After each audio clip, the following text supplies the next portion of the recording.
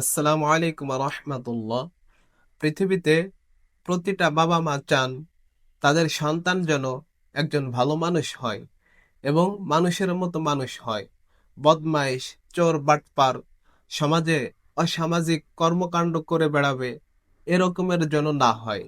প্রতিটা বাবা মাই চায় একজন চোর যে প্রতিদিন চুরি করে তার মনেও একটাই আশা, আমার সন্তান যেন আমার মতো না হয়, সে যেন সমাজে একজন ভালো মানুষ হিসাবে প্রতিষ্ঠিত হয়। কিন্তু বাস্তবতা হচ্ছে অধিকাংশ বাবা মাই তাদের সন্তানকে মানুষের মতো মানুষ হিসাবে গড়ে তুলতে পারে না। আপনি কি জানেন কেন? জানতে হলে পুরো ভিডিওটি দেখুন, ভিডিওটি স্কিপ না করে পুরো ভিডিওটি দেখুন। কিন্তু প্রশ্ন হচ্ছে, সন্তান কেন মানুষ হয় না?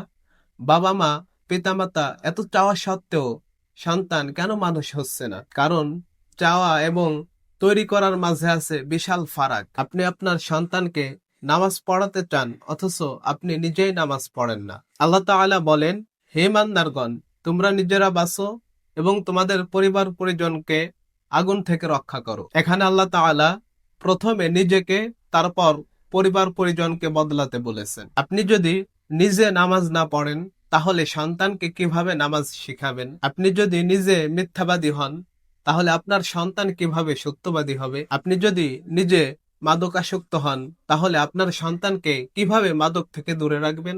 আপনি যদি নিজে সমাজে অসামাজিক কর্মকাণ্ড ঘটান, নিজে অসৎ চরিত্রবান হন, তাহলে আপনার সন্তান সমাজে অসামাজিক কর্মকাণ্ড ঘটাবে। আপনার সন্তানকে আদর্শবান হিসাবে গড়ে তুলতে হলে আপনাকে আগে আদর্শবান অভিভাবক হতে হবে।